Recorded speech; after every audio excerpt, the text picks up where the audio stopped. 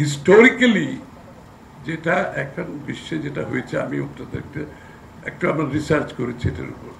যে সমস্ত দেশ বিপ্লবোত্তর অথবা এরকম ঘটনা বাংলাদেশে যেটা আপরাইজিং হয়, মাস আপরাইজিং, যে সমস্ত দেশ এই উত্তর বিপ্লব উত্তর মাস আপরাইজিং উত্তর দেশ যত তাড়াতাড়ি ইলেকট্রাল প্রসেসের মাধ্যমে গণতান্ত্রিক প্রক্রিয়ায় যেতে পেরেছে, ওই দেশগুলো বেঁচে গেছে এবং ওই দেশগুলো ভালো করছে।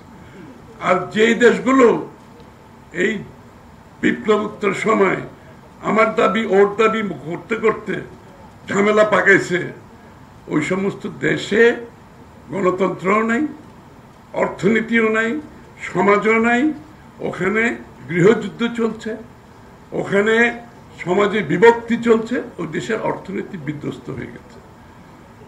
এই জন্য যত তাড়াতাড়ি সম্ভব, 1 বছর অ্যাকচুয়ালি বেশি সময় হয়ে গেছে, আমাদের অনেক আগে নির্বাচন প্রক্রিয়ার মাধ্যমে দেশটাকে একটা ডেমোক্রেটিক অর্ডারে চলে যাওয়ার কথা ছিল।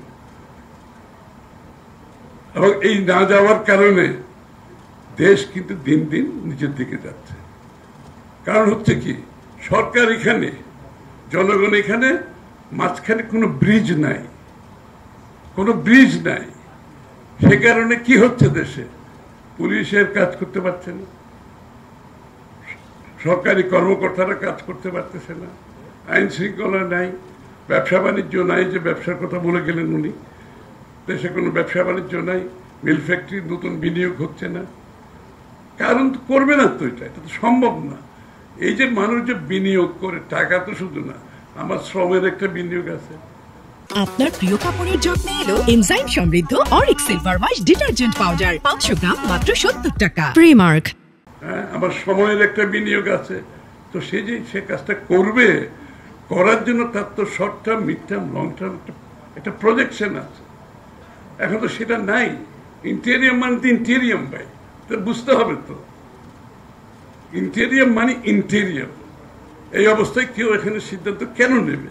এই যে একটা সামিট হলো ওই দিন, আমি উপস্থিত সামিটে, এবং ওই সামিটে একটা বিনিয়োগ আসেনি, আসবে না তো। অনেকে যারা উপস্থিত হয়েছে, বেশিরভাগ বর্তমান যারা বিনিয়োগকারী তারাই গেছে ওখানে, আমি তো সবাই চিনি, তারাই গেছে, নতুন কোনো বিনিয়োগ হয় না।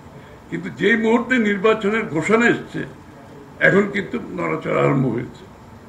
ওই যে একদিন 107 জন জাপানিজ একটা ডেলিগেশন, ওইটা নির্বাচন ঘোষণা দেওয়ার পরে তারা কিন্তু এখন আস্তে আস্তে আরম্ভ করছে।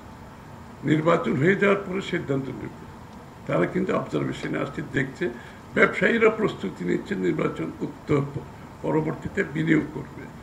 এই যে বাংলাদেশ, এই যে এত বছর, এই 14, 15, 16 বছরে যে আইন, যে একটা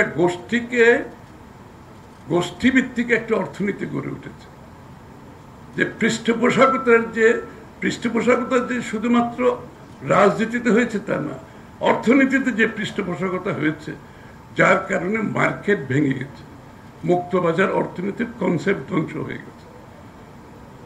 এই জন্য বিএনপির একটা বড় স্লোগান কি জানেন? Democratisation of economy.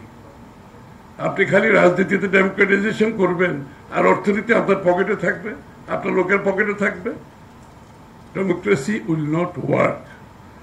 ডেমোক্রেসি তখনই কাজ করবে, আপনার রাজনীতি গণতন্ত্রায়ন হবে, অর্থনীতি গণতন্ত্রায়ন হবে, সমাজতন্ত্র গণতন্ত্রায়ন হবে, আপনার পরিবারও গণতন্ত্রায়ন হতে হবে। তখনই বাংলাদেশে আপনি গণতন্ত্র কাজ করবেন।